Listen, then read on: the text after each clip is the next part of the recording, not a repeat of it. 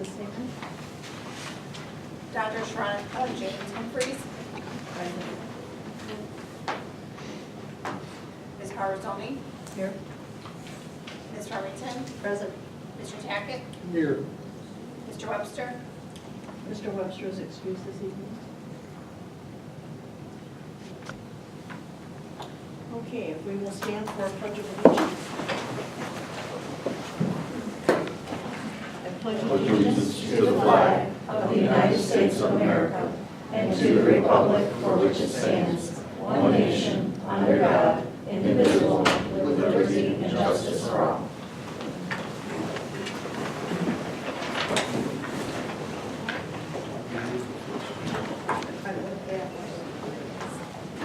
Okay, we need a motion to adopt this evening's agenda, please. So moved. Second. Any discussion or amendments? Mrs. Seaman? Dr. James Humphries. Yes. Ms. Farmington. Yes. Mr. Tackett. Yes. Ms. Parazoni. Yes. And Dr. James Humphries? Do we have any visitors signed in to speak this evening? Do not have any visitors. Okay, thank you. Moving on to item 3.1, we need a motion to approve the minutes of the organizational meeting from January 14th. So moved. Second. Any discussion? Mrs. Seaman? Ms. Farmington. Yes. Mr. Tackett. Yes. Dr. James Humphries. Yes. Ms. Parazoni. Yes. We need a motion to approve the minutes of the regular meeting from January 14th. So moved. Second. Any discussion?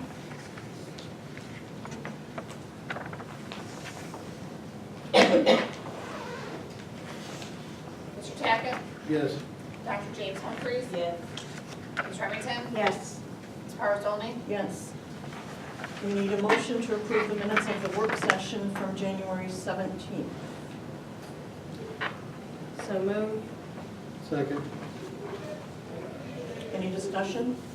Actually, yes.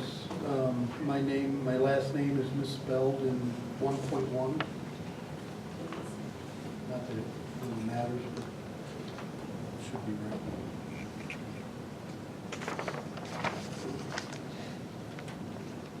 Ms. Remington, thank you for running that meeting, and Mr. Tackett for being the treasurer pro tem. Yeah, I'm probably the one who Thank misspelled you. it. I was going to say, aren't you? 1 minute.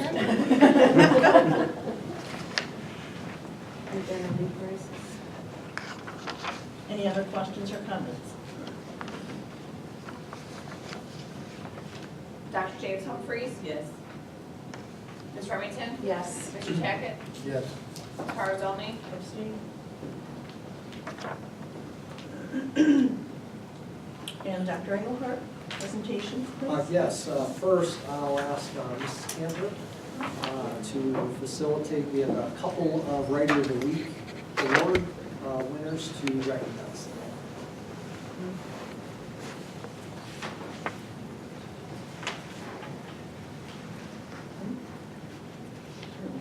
Good evening, everybody. I am here tonight to recognize two outstanding writers. Both of these students were recognized as a WOW Writer or Writer of the Week. This award is intended to honor individual student writing pieces that exceed our expectations and serve to inspire our PCLS community of writers. Our first student that I'd like to call down, and I think she might bring her sister with her, is Talia. Come down.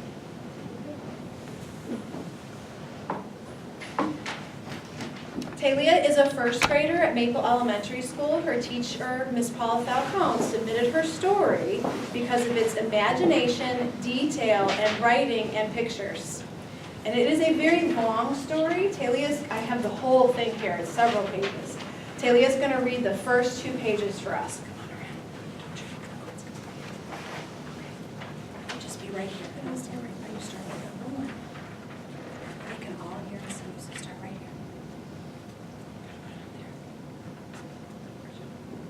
Do you want me to read it? Do you want me to start it? Okay. Delia would like me to start it. Okay. Page 1. This is my magic bike. My magic bike can turn into animals like a lion and giraffe and even a polar bear. My magic bike can make me pizza. I will eat it all, and my magic bike takes me to the store. Well done. Congratulations.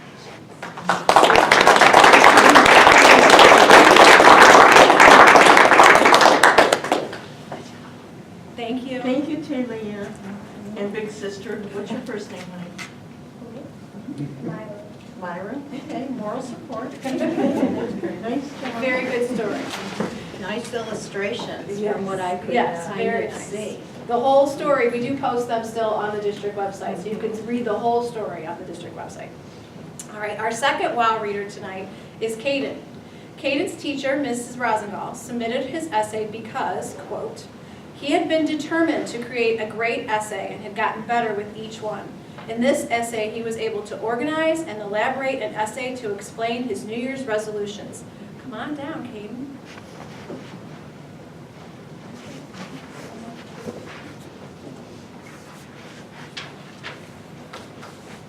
Ready?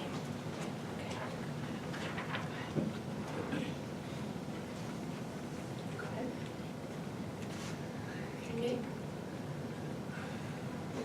A New Year's resolution is something you have to make yourself better.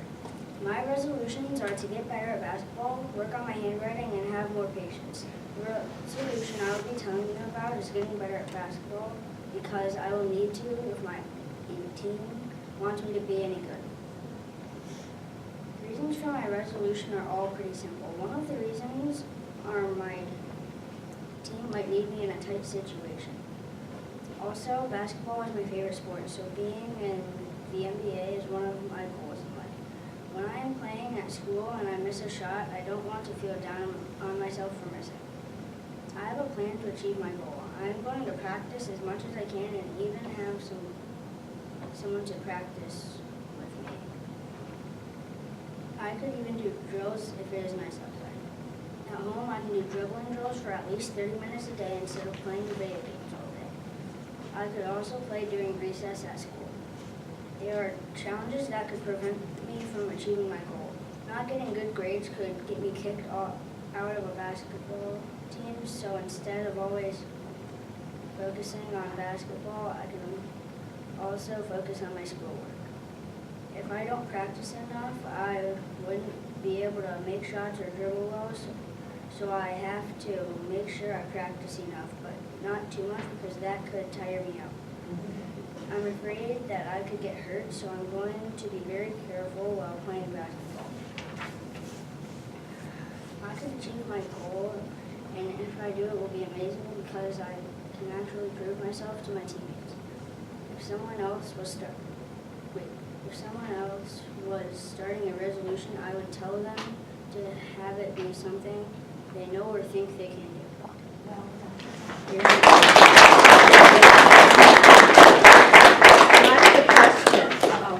Hayden, I have a question.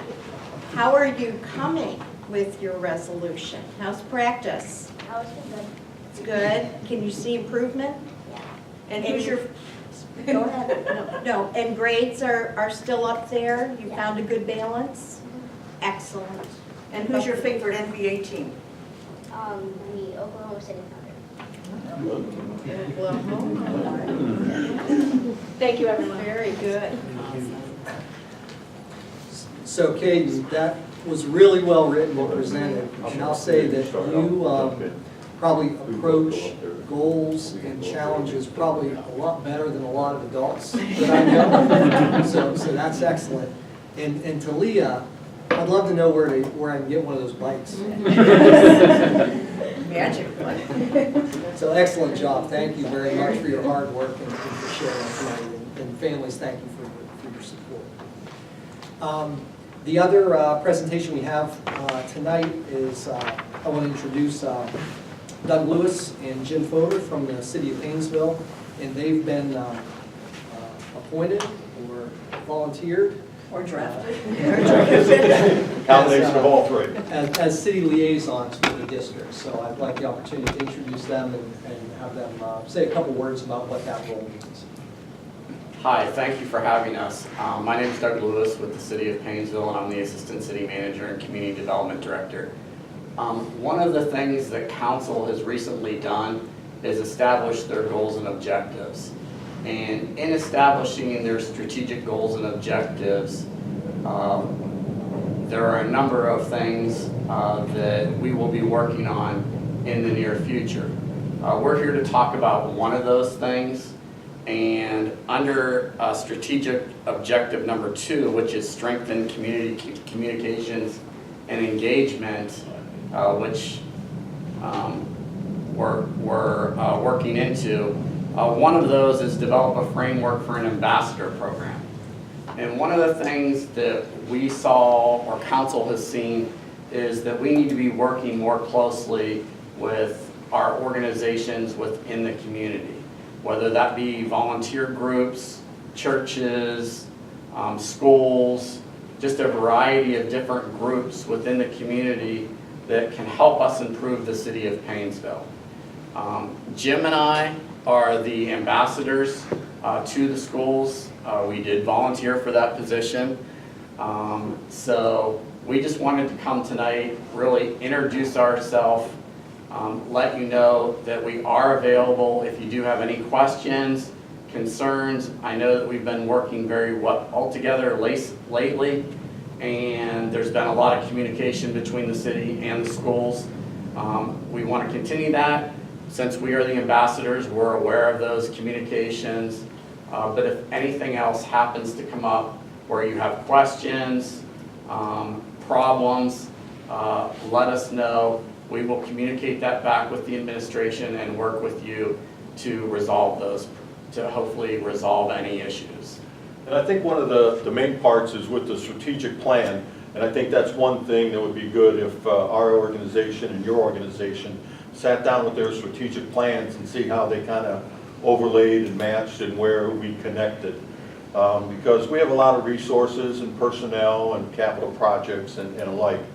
The other part with the strategic plan is, you always want to put a face with, they always say, well, I'm going to talk to the school or I'm going to talk to the city, and then, that's kind of an impersonal thing. So what we're trying to do is put a face and a name together with, if you're on the school or you're with the schools, you want to talk to somebody on the city council, Doug and I would be the individuals that would be kind of the go-to person. Katie Jenkins does a lot with nonprofits, so it's a natural that she goes in that direction.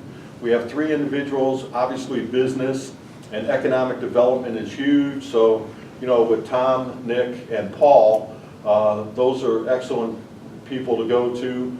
So we each have our little niche that through our past lives or our current social life, we have a connection with.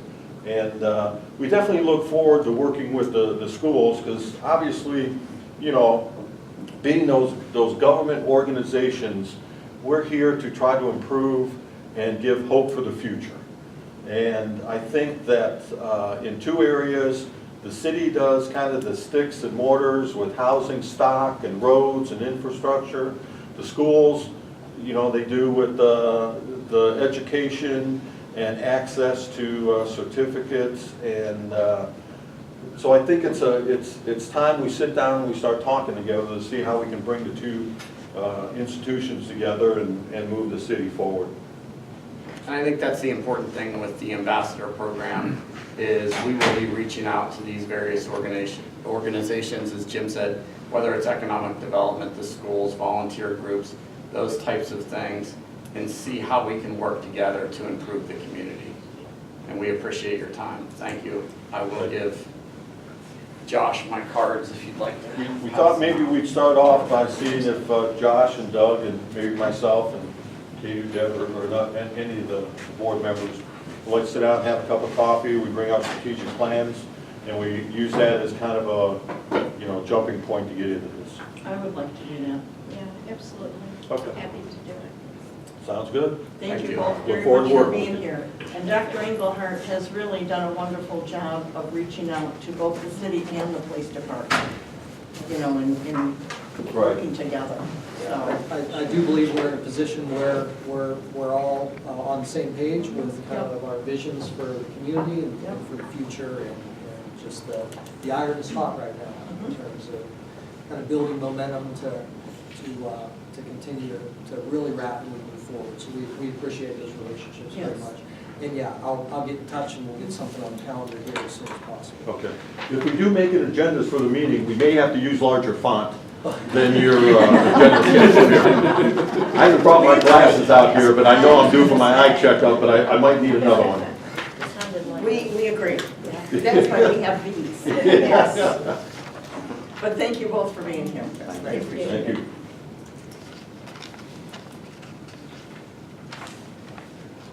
Okay, our next regular meeting is March 11th, 2019.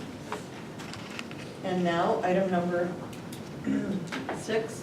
Gentlemen, you don't want to leave before you see this. This is usually a show. So, Ms. Remington has a legislative report this evening. Why, yes, I do. I'm sure you do, Howard Stoney. As promised, at the last board meeting, I thought I would go over some of the initiatives of our new governor, Governor DeWine, and that's what I'm prepared to present to you this evening. Governor DeWine started talking about education in some of his interests and some of the ideas that he was hoping to put in place before he was even elected. And in the area of education, he talked about school funding, he talked about testing, he talked about graduation and early education, among several other things. But those are the 4 points that I'd like to share with you today. And when it comes to school funding, it was brought to his attention that currently over 1/3 of all school districts are funded to the level of the state funding formula. And that's a big problem, because that means, as those of you who are entering 5th grade will know, that means 2/3, I'm getting the fraction thing in there, are not. So, 2 members of the House of Representatives and some superintendents are meeting to try to develop a new funding formula that is actually going to be used by everyone and will work. So that's one of the things that he's doing. The issue of testing is going to be interesting, because the governor does not believe in all of the testing that we've been doing in the schools. So you can look for less testing, and he may choose to reduce testing to just the federal requirements, which are English and math in grades 3 through 8, and English, math, and science at the high school level. There is a chance that he may also decide to not test for American government or American history. However, there are members of the Senate who are ready for a fight, because they feel that this is critical for our high school students to understand before they graduate and go into the working world. Which brings me to his next issue, which is graduation. And he believes that we should be preparing our students to go to college or to get jobs that they'd like to get. And he is a huge proponent of vocational education. And he feels that we still need really high standards for graduation, but that does not mean necessarily more testing. So he wants to find other ways to measure a student's growth, and one of those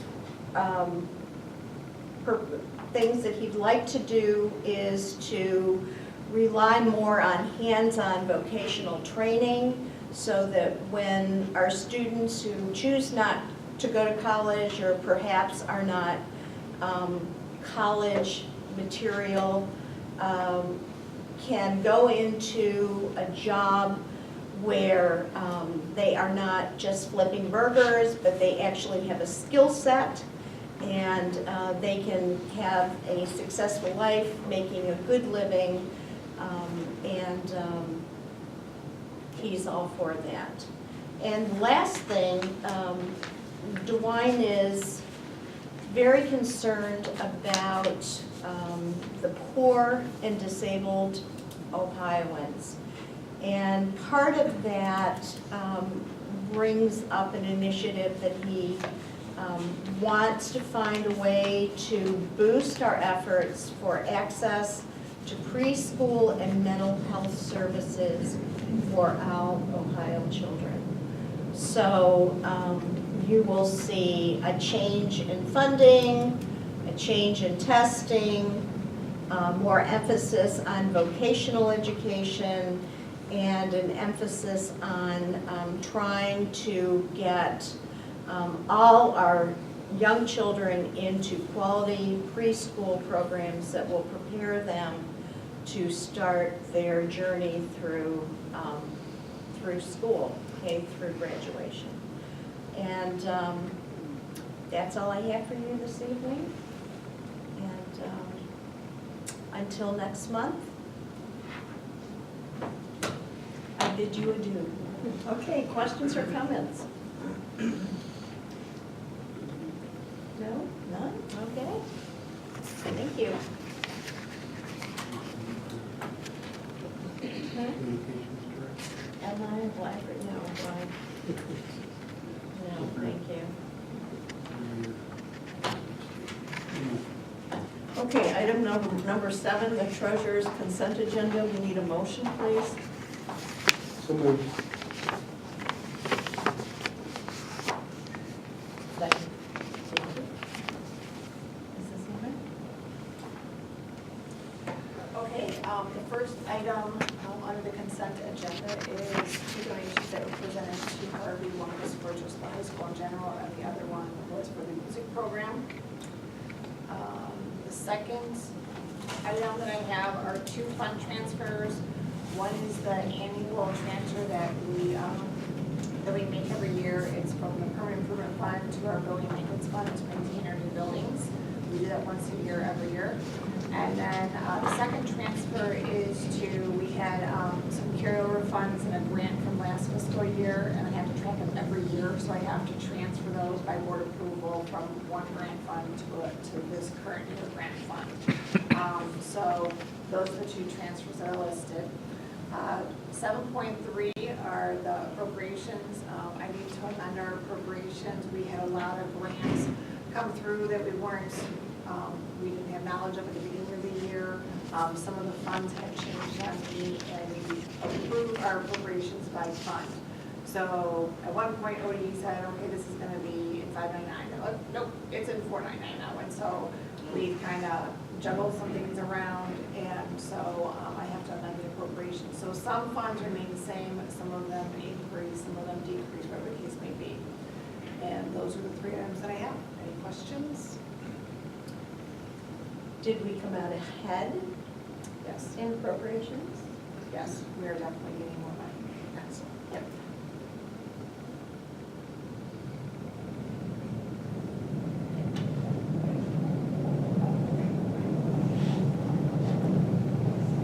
Ms. Remington? Yes. Mr. Tackett? Yes. Dr. James Humphries? Yes. Ms. Powers Dolly? Yes. Okay, the next section is the the 5 reports. I'm still working on getting them the way that I want them to be with this new system, but some of them are good. I still want to fine tune the appropriation report and the revenue and expenditure report. The data is there, it's just to me not in a great user format right now. So I'm still working on tweaking them. I have asked LGCA to kind of help with some of them. They even escalate some of them to the state team. And some of the reports that we had on the old system have been recreated in multiple reports instead of being on one nice combined report. So it's a work in progress when I have some spare time. But the information is out there, so those are the 5. But they're going to kind of keep on getting prettier and prettier as the months go on. So did other systems do this conversion also? So in the entire state of Ohio, 12 districts have flipped to ESC, so there are 14 people, 14 entities. Out of 600 some districts? Correct. But unless you buy your own software, everybody has to convert. We went first to go over. So they're all having issues with these reports also? Yes.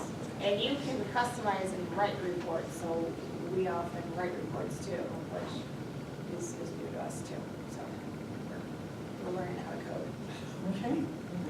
I think it's easier to read.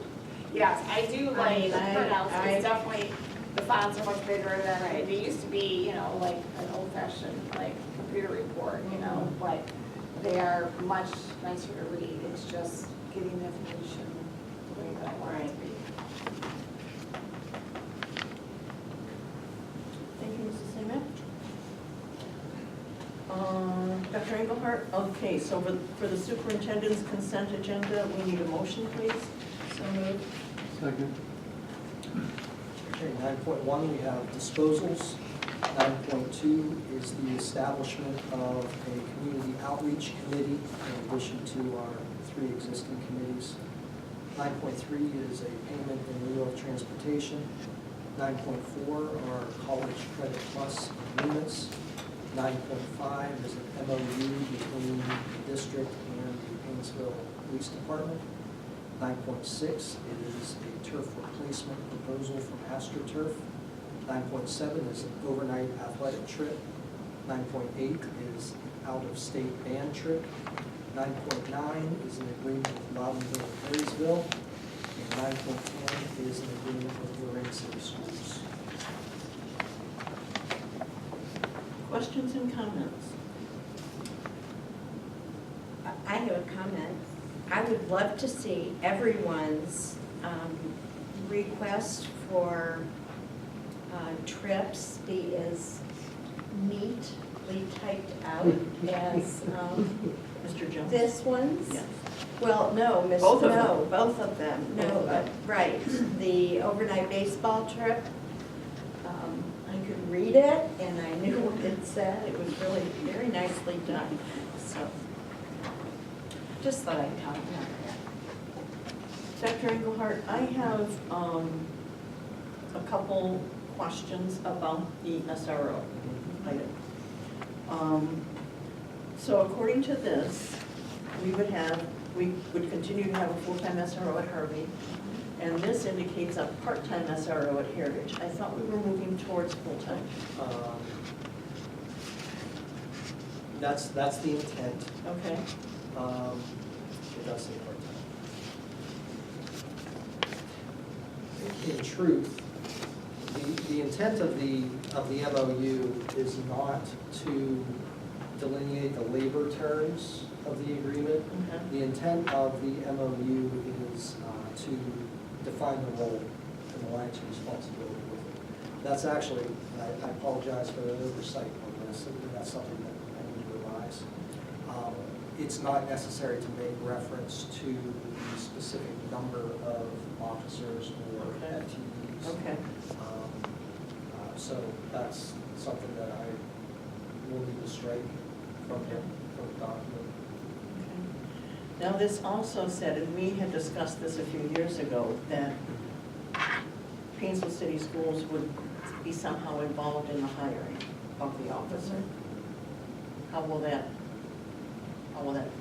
take place? Yeah, so that's, I'll have to work that out with Chief, Okay. exactly what that looks like, Okay. where the appropriate entry point is for us, because I think that the process is gonna start by basic policing requirements, which is sort of outside of our Right. realm of knowledge, Mhm. so and again, I'll have to develop it with the chief, but through that process, wherever the appropriate entry point is, whenever we get into talking about actual operation within the school and interaction with kids and the uniqueness of the role within the school, that's where we'll come in. So it'll be at some point during that interview process where we would enter. Chief and I have not exactly defined that yet, but that's the design. And again, we would pay a portion of the SRO's salary? So Chief provided us with the, kind of the outline of what the costs look like. It would be at the district's cost. 100%? Yes, that's the way I understood it. So, Okay, but if the officer is employed for 12 months and we are hiring them, they're working with us for 36 weeks, we're not paying 100% of their salary. Well, we did go over this Yeah. at the work session and talked about Right. the fact that we would have control of their time in the summer, and we would be able to use them to go along with like the bookmobile, the lunchbox, and that sort of thing, doing community outreach, of course, patrolling the buildings during the summer, from a security standpoint, but there's, as far as how that usage would work out, and maybe part of that time would be leasing back to the city, essentially. So that's still something to work out, but he made it very clear that we would have control of that person's time Okay, for the entire year. okay, because I don't see us needing 2 full-time officers in the summer. Really, realistically. The book box and the lunch box are half a day, so, what do they do the other half a day? But, yeah, so we'll spell out, like I said, the specifics of the labor side of it okay. separately. So that's yet to have been committed to writing or Mhm. those details. So that would be the next step. Okay. And Dr. Engelhardt, when it comes to training, we have very specific training according to the law that they have to take, and it's different from police training. So it wasn't exactly spelled out that they would fulfill all training requirements, but, that they have to, per our side of the, Well, I thought he did speak to that. well, yeah, but I'm looking in Oh, in the here. document. Yeah. Yeah, so all those basic, the floor level of Right. required training would be completed prior to the person starting the job. Yeah. But I thought they had to have the state training as well. Right, but that has to be, they can't start the job until they Right. have that, they meet that threshold. Right. So, yeah, I just want to make sure that we're complying. Yeah, that'll be a minimum With that, qualification to yeah. qualify. Okay. And then, when it comes to the turf, I thought we were gonna be able to see designs. Are we still gonna do the We are. survey thing? Yeah, and Mr. Bell and I were talking about it in our committee meeting before this meeting, and they are finishing up some of the renderings, and he's working with Matt to kind of develop a format for how they send that out to the public and all that, so that's in the works. And how many estimates did we get? For the For the turf? Just, So when we fulfilled the bidding through the Ohio Schools Council. okay. So they bid it out. Okay. Sean, are there details you could speak to there?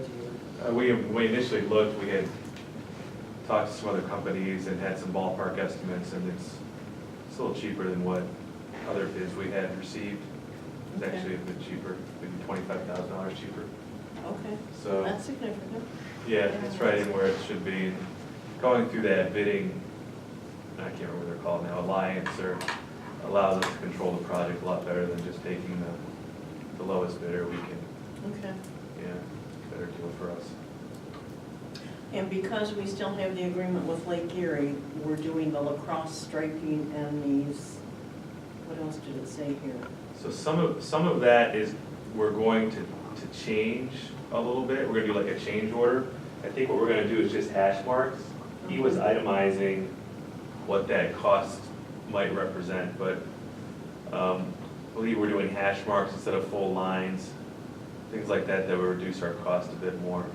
Because the lacrosse lines is $10,000. Right, so that's not gonna happen. So the end result Don't of. tell Mr. Webster that. That's he's not here. Yes, it's that he's not here. We'll do hash marks instead, and then we can paint the field if we need to.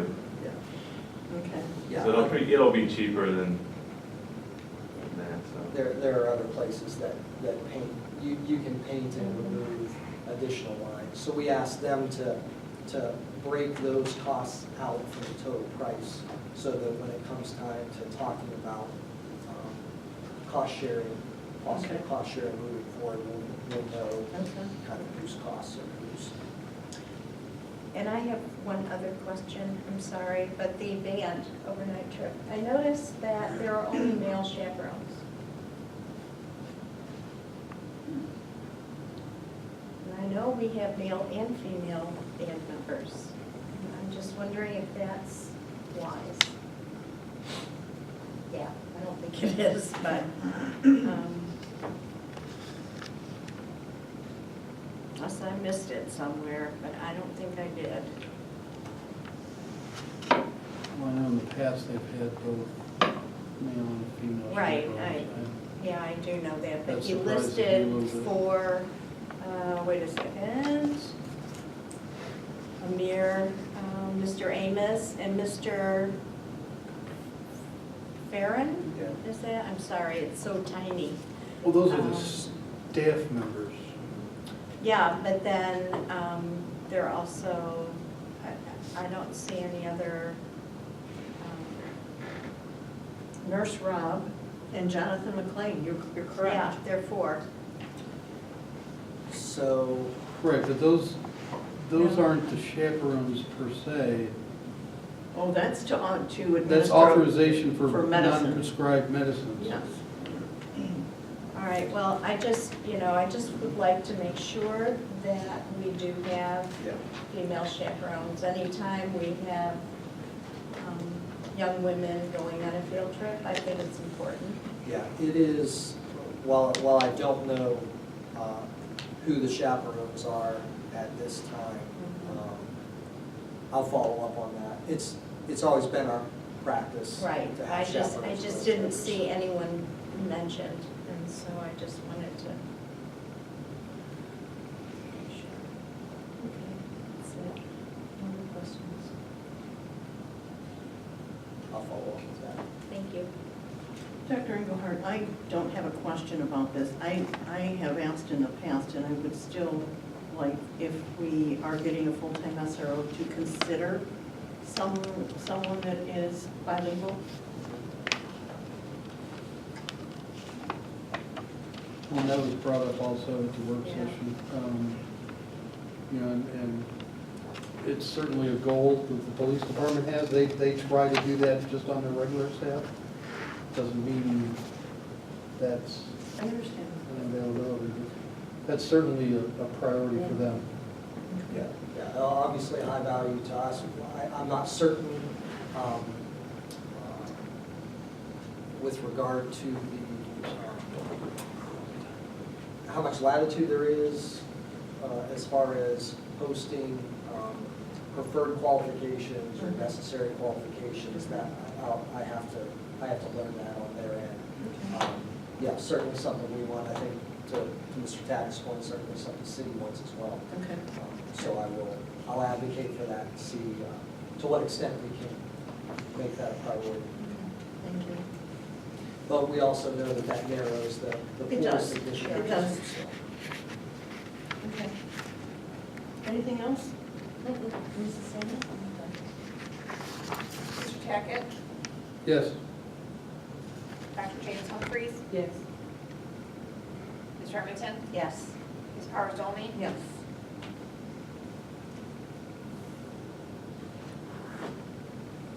On to non-action items, two non-action items. 10.1 is reports. We have our bullying report for the first semester. We're required to post and report that. And then 10.2 is the appointment of members to the community outreach committee that we just created. So we can have some discussion. A couple of people have expressed interest in that, so we can just kind of make the determination of who those members will be. So I guess first on 10.1, are there questions on the report? I noticed ninth grade, we have 14.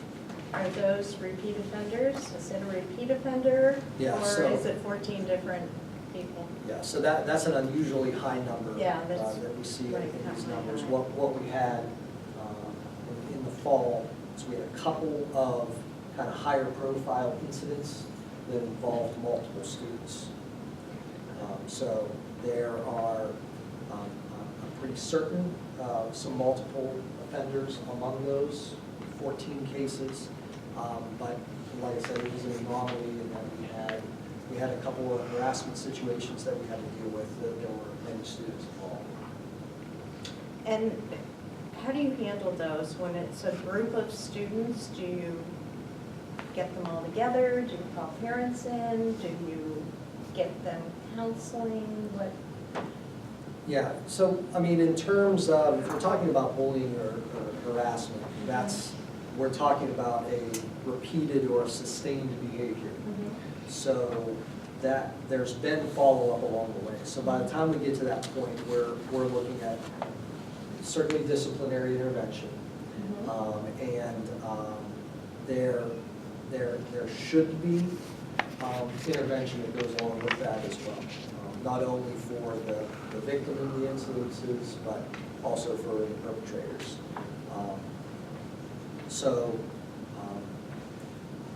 I can't say that we have a systematic program in place that I can say there's a flow chart, know exactly what happens. It's a little more case by case based on the circumstances of what happened.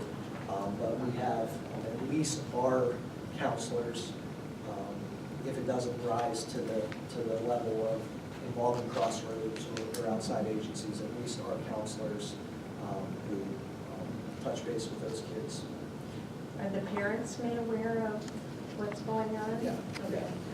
Parents will always be on both sides Right. Well, aware of the situation. And again, we're talking about a sustained or repeated behavior, so that family is notified multiple times before we get to the point where we call it or we call it harassment. Thank you.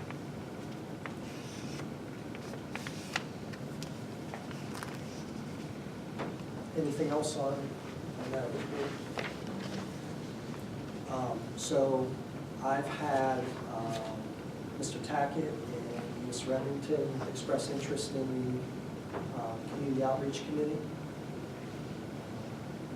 I suppose it can be larger if there's... Well, it can't be 3 at one Yeah, time. Well, yeah, right. You could rotate. Yeah, right. You could rotate. You don't have to be on it if somebody else really wants to do it, but I thought it would be, I have an interest in doing Right. I can let you guys arm wrestle if... it. No, we're not going to do that. That's a good I problem. don't want to end up on the staff injury spreadsheet. Yeah, really. So the purpose I don't is... know, can I get out Yeah. of, work? No, nice try. Mary wouldn't honor Like it. Gary would not honor So the purpose is, a big portion of our strategic plan involves not just connection with family and wider community, but also with business and those kind of opportunities for our kids. And so I think that this would be a committee that looks at the action steps that fall under all of those kinds of connections and then works to pursue those, kind of create opportunities to get those different audiences together. So how often are you proposing that you would be meeting? I mean, if we did this on a rotating thing or whatever. Yeah, and there could be frequent enough meeting that it could make sense to rotate if there's that much interest in availability to participate. Because I'd anticipate that, for example, once we establish a legitimate business advisory council, that's going to be meeting on a Regular at least a bi-monthly basis. And that would be just one structure. And then we have these action teams that are growing out of our community conversations event. We have a lot of people who are energized to do that kind of work. That would be another arm that those folks are they're going to expect to get together on a fairly regular basis once we get the wheels turning. So we could appoint the three of you and figure out a rotation. So that's good? That's it. Good problem. Any other discussion on that? Okay, item 11 is the personnel consent agenda. We need a motion, please. So moved. Second. Okay, 11.1, we have retirement. 11.2 is termination. 11.3 is employment. 11.4 is stipends. 11.5, change of assignment. 11.6 is leaves. 11.7 is mid-year salary column change correction. 11.8 is class size reimbursement. 11.9 is certified substitutes. 11.10 is classified substitutes. 11.11 is sports gate help. And 11.12 is supplemental pupil activity contracts. Are there any questions or comments?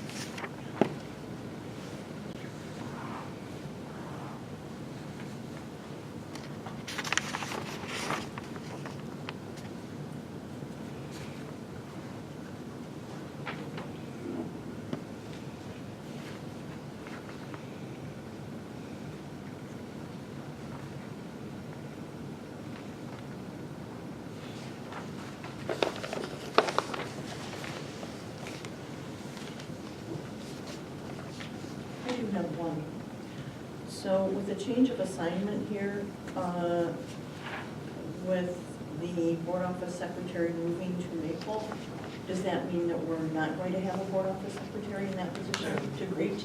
So we're not going to leave that position unfilled.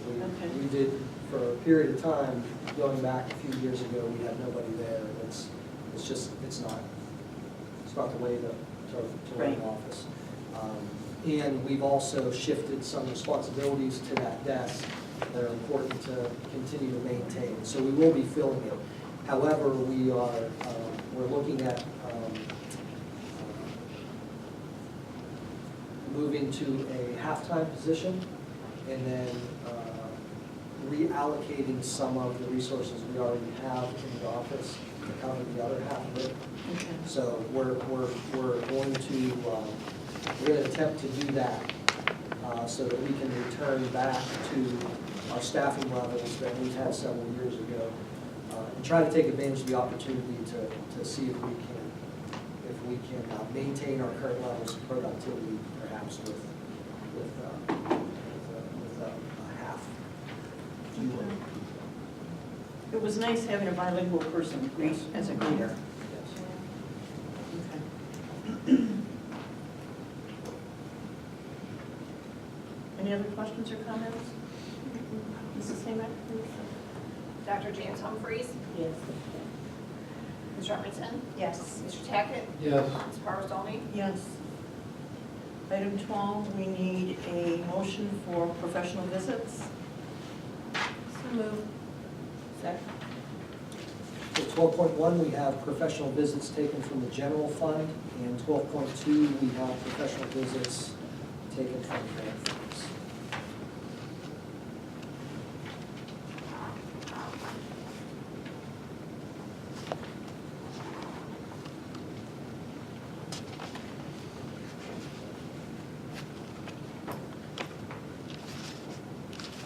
So we're gonna learn about drones.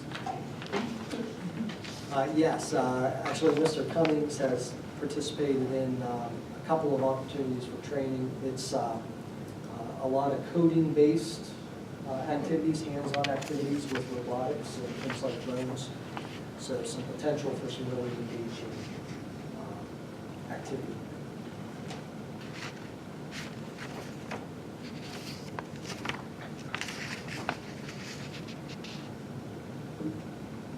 Mrs. Singer?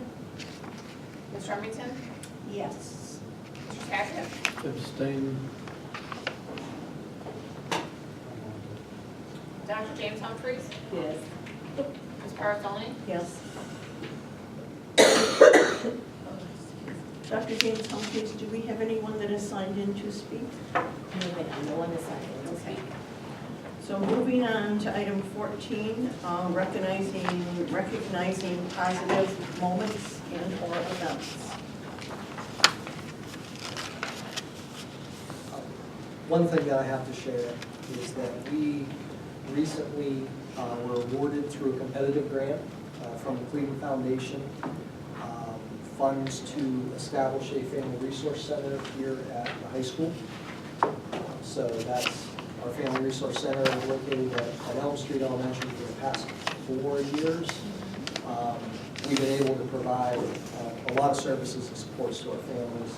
In particular, assistance in kind of overcoming the non-academic barriers that a lot of our kids face, as well as programming to support parents. So we're excited for the opportunity to expand that programming, bring it here to the high school as well. And the intention of that center is going to be that it's also accessible to our students here.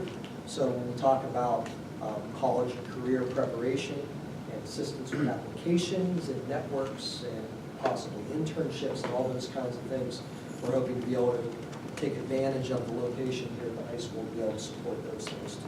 So it's another big project, but we're confident that it's going to be another great opportunity to serve our kids and families.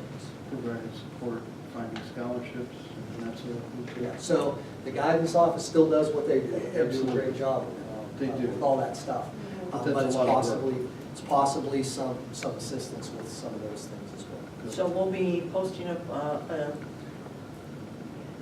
We'll be posting for 2 Family Resource Center coordinators. because the one that was at Elm is now at the middle school? Yes, yeah. So Amber's still in district. Okay, She's going to be serving in a different capacity for us. okay. So that's posted, and we're reaching out through our community partners and locating the right people to take on those jobs. So there will be one at Elm and one here, when you say 2. And where will this one be located here? We're looking at space in the media center. Library. Which will require some reconfiguration and some planning. Now it's real. Formerly, we were talking about hypotheticals and possibles. Now it's real, so we're going to accelerate that and figure that out. So classes won't be able to use that for any Yeah. kind of computer. To the extent that it's used now, that'll still be available. Okay. Yeah. There's a lot of space there. We can do some things with. Because I think it's frequently used when students return from Auburn Yeah. as kind of a holding place for about 15 or 20 minutes. Right. So those are the kinds of things we need to work through. But it's an important program, it's an important initiative. Those are relatively very little details that we just need to make decisions on. Do we have students who are emancipated? Yes. No, not. No? So we have self-guardians. Yeah, correct. Kids over 18 that are students, but not emancipated under 18.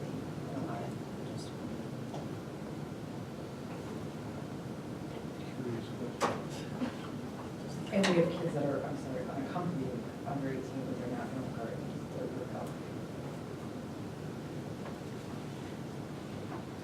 Okay, under this section, there was a meeting last Wednesday of the Painesville City Education Foundation. And one thing that was brought up was letters for students participating in the fine arts, as well as academics. And it got into quite a discussion, did it not, Mrs. Camper? Because there were questions. Again, Mr. Gagliardi, president of the foundation, said that he had met with you and Mrs. Camper, and it was a very positive discussion. And it was about, one thing that was mentioned was these letters for fine arts, but we had a lot of questions about that. Lots of questions about that, because we have a coach on the committee, and the immediate question was, what are the eligibility items going to be? Because if they're getting a letter in athletics, they have to have a certain GPA, et cetera. Will there have to be a certain GPA? Who's monitoring that? Who's making sure they're eligible, et cetera? There were lots of questions around eligibility. And then there were questions around the Education Foundation being involved in helping fund some of this. But then it got into not only letters, but letter jackets, and who's covering the cost of that, and the number of students involved, since we have about 300 involved in the fine arts within, so there were lots of. So it's all defined in draft form at this point. I'm disappointed Mr. Webster's not here. This is something we've talked about a great deal over the course of the last year. Yes, there's minimum GPA requirements, there's minimum credits accumulated requirements. So these would be recognitions that typically would not be available to students until their junior year, so they have to sustain a high performance over a period of time.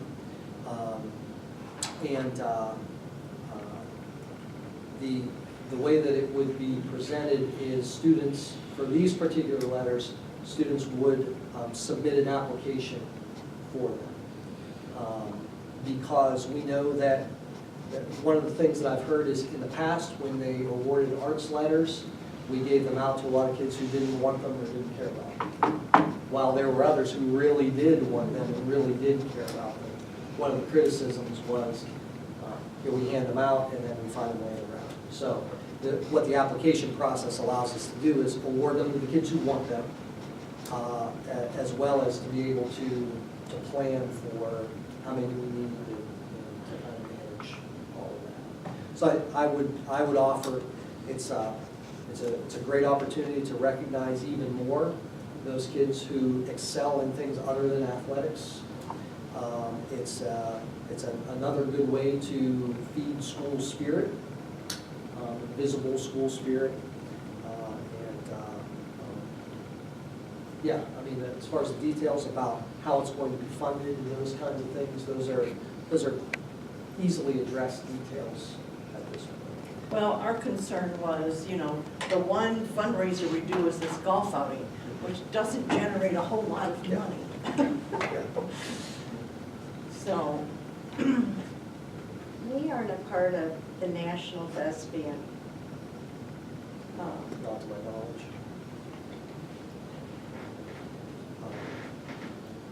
So that's, I'll share those draft requirements with everybody.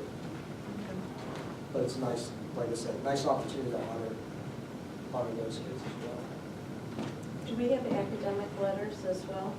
We don't, that's part of this proposal. Okay. But students that get an academic or an athletic letter are not doing this application process. They can. But not as part of their athletic letter, they're not doing it just by participating in teams. That's where they become eligible for the athletic letter. Yeah, right. I mean, it'd be the same. Is that what you were asking?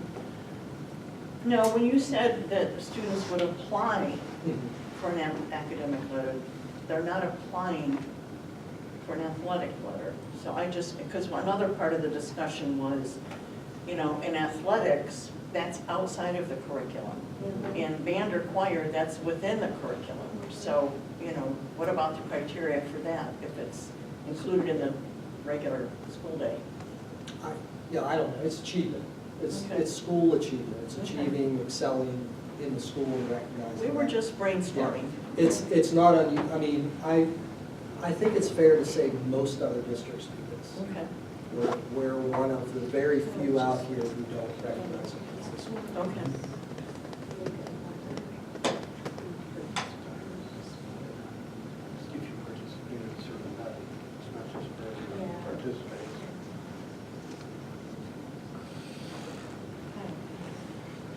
Any other discussion? Okay, moving on to item 15.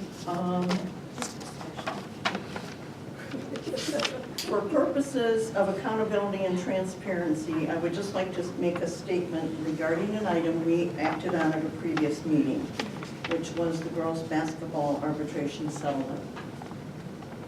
When it was first on the agenda a few months ago, we tabled it because we had too many questions.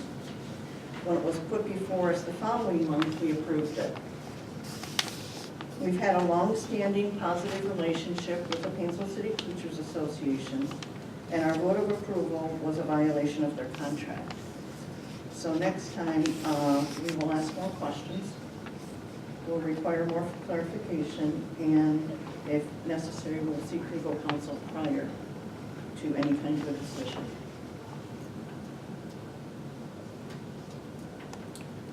Okay, item 16.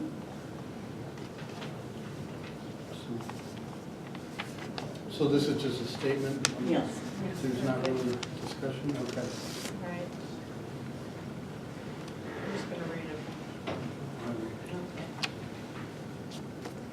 I'd like to make a motion pursuant to Ohio Revised Code, section 121.22, subparagraph G, subparagraph 1. The board adjourns to executive session for the purpose of considering the appointment, employment, dismissal, discipline, demotion, or compensation of an employee or official of the school district.